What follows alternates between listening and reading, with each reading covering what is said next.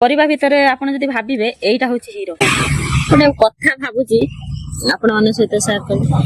ଦେଖନ୍ତୁ ଆମେ ଦୈନନ୍ଦିନ ଜୀବନର ଆଳୁ ଆଳୁ ଖାଉଛେ। ଆଳୁ ଆମେ ଯୋଉଟାରେ ନ ପକେଇବା ସେ ତରକାରୀ ଟେଷ୍ଟ ଲାଗିବନି। ଦେଖନ୍ତୁ ଚିକେନ ତରକାରୀ ବି ପକେଇବା, ମଟନ ତରକାରୀ ବି ପକେଇବୁ, ଘାଣ୍ଟରେ ବି ପକେଇବୁ, ଛୁଇଁ ଆଳୁ ତରକାରୀ ବି ପକେଇବୁ, ଭଜା କଲେ ବି ଆଳୁ ଦରକାର, ଘାଣ୍ଟ କଲେ ବି ଆଳୁ ଦରକାର। ପ୍ରତ୍ୟେକ ଜିନିଷର ଆମେ ଆଳୁ ଖାଉଛେ। ଆଳୁ ଖାଇବା ଦ୍ୱାରା ଆମର ଡାଇବେଟିସ୍ ବି ହଉଛି। ଅତ୍ୟଧିକ ଆମେ ଆଳୁ ଖାଉଛେ। ପିଲାମାନେ ଦେଖନ୍ତୁ ଯେତେ ବଦମାସି ପିଲା ହଉ ଯାହା ହଉ, ଆଜିକାଲିର ପିଲା ତ କିଛି ଭେଜିଟେବୁଲ ଖାଇବା ପାଇଁ ପସନ୍ଦ କରୁନାହାନ୍ତି।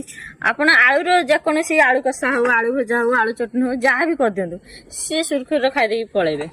ସବୁ ଜିନିଷର କିଛି ନା କିଛି ସାଇଡ ଇଫେକ୍ଟ ଅଛି।